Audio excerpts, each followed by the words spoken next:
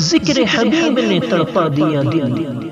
ایک مرتبہ حضرت ابراہیم علیہ السلام اپنی بکریوں کو چرا رہے تھے کہ ایک آدمی قریب سے گزرا۔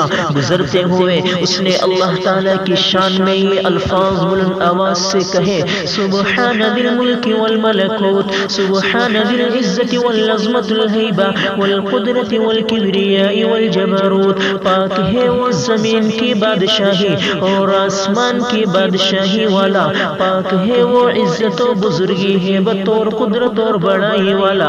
حضرت خلیل اللہ حضرت ابراہیم علیہ السلام نے جب اپنے محبوب حقیقی کی تعریف اتنے پیارے الفاظ میں سنی تو دل مچل اٹھا۔ فرمایا، اے بھائی یہ الفاظ ایک مرتبہ اور کہہ دینا۔ اس نے کہا، مجھے اس کے بدلے کیا دیا جائے گا؟ آپ خلیل اللہ نے فرمایا، آدھی بکریاں آپ کو دے دوں گا۔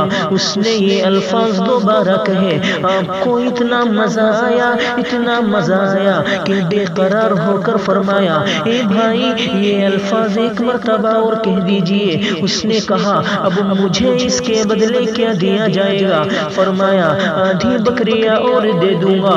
آپ کو اتنا سرور ملا، آپ کو اتنا مزہ آیا کہ بے ساختہ ہو کر کہا، اے بھائی یہ الفاظ ایک مرتبہ اور کہہ دیجئے۔ اس نے کہا، اب آپ کے پاس دینے کے لیے کچھ نہ بچا، اب آپ مجھے کیا دیں گے؟ فرمایا، اے بھائی میں تیری بکریاں چرایا کروں گا، تم ایک مرتبہ میرے محبوب کی تعریف اور کر دو۔ اس نے کہا، حضرت خلیل اللہ میں اللہ تعالیٰ کا فرشتہ ہوں، اللہ تعالیٰ نے مجھے بھیجا ہے کہ جاؤ میرے خلیل کے پاس جاؤ اور میرا نام لو اور دیکھو کہ وہ میرے نام کے کیا دام لگاتا ہے۔ سبحان اللہ، سبحان اللہ۔